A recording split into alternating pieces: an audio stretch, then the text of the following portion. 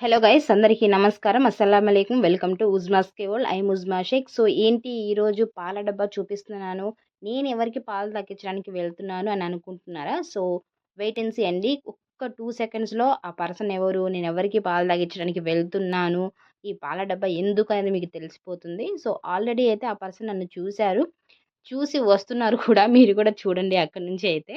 So ఈ మేకపిల్ల health అయితే బాలేదండి. So నాన్నయితే దీన్ని ఇంట్లో ఉంచుతున్నాడు. దీనికైతే స్పెషల్‌గా అంటే ఇప్పుడు ఇది 4 మంత్స్ పిల్ల కాబట్టి దీనికైతే వాళ్ళ తల్లి దగ్గర పాలు లేక మేమైతే పాలు తాగిస్తున్నాము. సో దీనికోసం అయితే నేను ఈ పాల డబ్బాలో పాలు నిండుగా అయితే ఫిల్ చేసుకొని వచ్చాను. సో ఆ పాల డబ్బా చూసిన తర్వాత ఇదైతే చాలా గోల చేస్తుందండి. సో నన్ను లోపలికి కూడా వెళ్ళనివ్వకుండా ముందు నుంచే ఉరుక్కుంటూ అయితే వచ్చింది. సో చాలా ఆకలిగా ఉందన్నమాట. సో నేను దానికోసమే పాలు తీసుకొచ్చాను. సో మీదకి కూడా ఎక్కేస్తుంది పాలు తాగించకుండానే.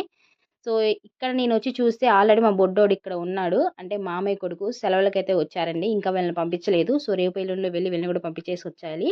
వీళ్ళు ఆల్రెడీ ఇక్కడ మేకపిల్లతో ఆడుకుంటున్నాడు.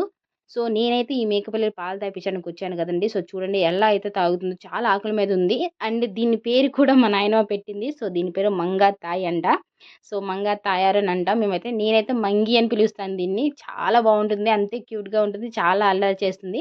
సో ఈ మంగా తాయారు మీకు ఎలా నచ్చింది అనేది కామెంట్ చేయండి. ఇంకొకటేంటంటే దీని హెల్త్ బాలేదండి. సో నేనే ఫస్ట్ ఈ విషయం మీకు చెప్పాలనుకున్నాను. హెల్త్ బాలేదు. సో మా మంగి కోసం కొంచెం ప్రేయర్ చేయండి. Thank you guys. Love you.